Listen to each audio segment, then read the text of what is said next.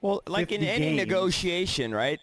They probably, I guess, weren't going to, accept. They were of the mindset they didn't want a long season, so they weren't going to accept the 110-game suggestion from the players.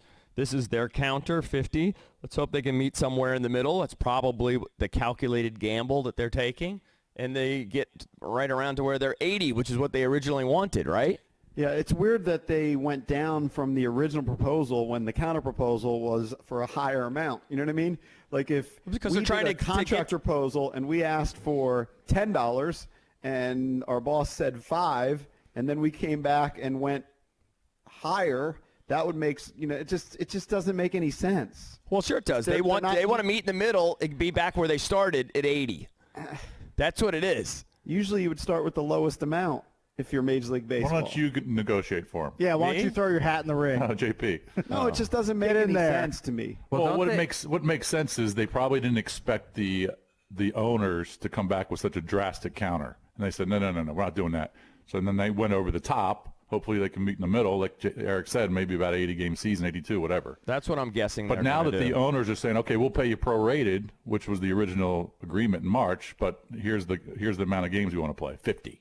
Mm-hmm. The players aren't going to go for that. Well, they reached an agreement right before they closed down training camp or spring training, and that Manfred has unilateral power to decide the length of the season. Yeah, he does. So but that's as long as why would they budge off it? That's as long as the negotiations are considered good faith. Now, maybe the players say, well, this isn't good faith negotiating. Mm-hmm. Players don't necessarily have to agree to it. Yeah, but Manfred,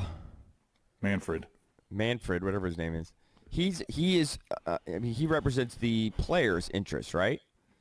No, he's the commissioner, the owners. He's the commissioner. Yeah. So, yes, technically he does have the power to unilaterally decide how many games, but the players still have to agree to play it. Right. Just get in a room and bang out the 80-game season, pay them 50%, and let's get the ball rolling.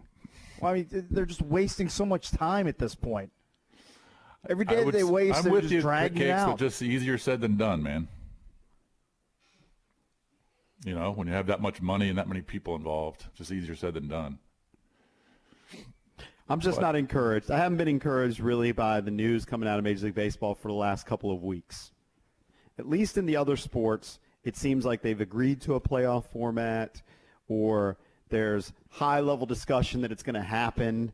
I don't think the NBA has actually, I don't think the players and owners have officially agreed to anything. No, it's just been a proposal. I know reading on ESPN, they're talking about how Chris Paul, who's really the point man for the players, has been talking with Adam Silver, and they seem to be in sync. In Major League Baseball, it doesn't seem like anything's in sync. You got Scott Boras on one side and the players. All you hear from the players is, we're not going to agree to that. And you've got the owners, including some teams, saying, we'd rather have no season. By the way, that's not really confused me because it's Rob Manfred, not Fred. Fred Manfred is the old Orioles broadcaster. Yes. Just completely threw me. Who said that? Who said Fred? Drab, No. I think called him Fred Manfred. No, I didn't. No, you called him Manfred like the old Orioles guy. Well, because I think he called him Fred, didn't he? No. I don't think so. Rob Manfred. I know who he is. Because that got me confused. Okay, all right. So what were you going to say, Drabby? I said that's not really fair comparing them to the NBA because the NBA players got paid through the regular season, or they were at the end. Okay. I mean, so it's a That is big true. difference. I mean, of course they're going to argue over the money. There's no money to argue over in the There's NBA, not. really. Yeah, it's just where they're going to play and how they're going to test and how many games they're going to play. That's true. But we'll see. I mean, I can see why you'd be negative, and I'm kind of negative too, but now you'll see now that the owners came back with their counter, okay, the player's going to come out with another counter. Maybe they can get closer to an agreement. But you're right. They're running out of time. I mean, we're at June 2nd. You'd think that they'd at least start getting close to some sort of a deal here so they can get back to that spring training 2.0. I don't know. I don't know if it's going to happen. Now, a 50-game season, let's just say theoretically there was a 50-game season. That would give a team like the Orioles a shot. They wouldn't be eliminated as fast.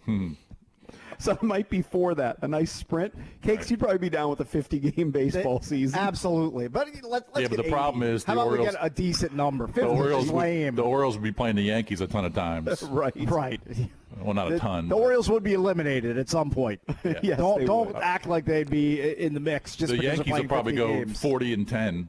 40-10. Right. Well, it'd be the fakest season ever, and there'd be the biggest know. asterisks ever. Of course. You know, there's even going to be one over an 80-game season, but But the owners want to get that postseason television revenue.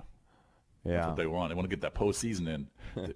They don't care if they play 10 games as long as they get the postseason in.